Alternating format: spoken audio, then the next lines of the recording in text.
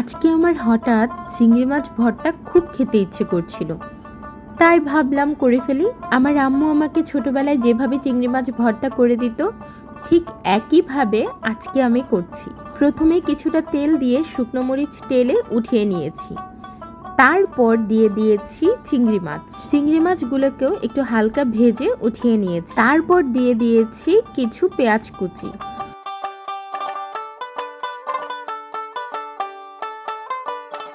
এখন কিছুটা সরিষার তেল দিয়ে তারপর দিয়ে দিচ্ছি বেশ কিছু কাঁচামরিচ ছাড়া কি ভর্তা মজা হয় বলেন?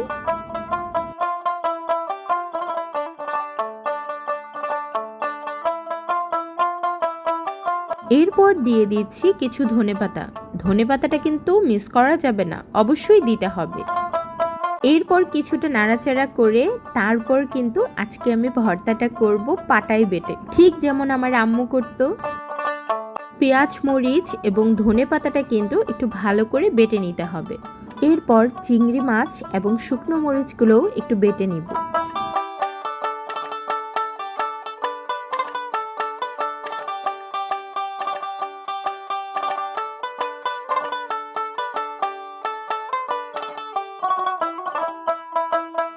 এখন স্বাদ মতো লবণ দিয়ে আবারও একটু ভালো করে এপিটোপিট বেটে নিব। এখন দিয়ে দিচ্ছি রসুনগুলোকে কিন্তু একটু হালকা টেলে নিয়েছি। রসুনগুলোকে কিন্তু আমি পুরোপুরি বেটে ফেলবো না, একটু আধা ভাঙা রাখবো, যেন ভাত দিয়ে যখন খাবো তখন কামড়ে পড়ে। আমার ভর্তা ডান। এখন শুধু একটু হাত দিয়ে ভালো করে মেখে তারপর দিয়ে দিচ্ছি কিছুটা সরিষার তেল, তারপর আবারও ভালো করে মিশিয়ে এখন কিন্তু তুলে ফেলবো। তারপর হচ্ছে বেস্ট পার্ট, পাটায় মেখে ভাত খাওয়া।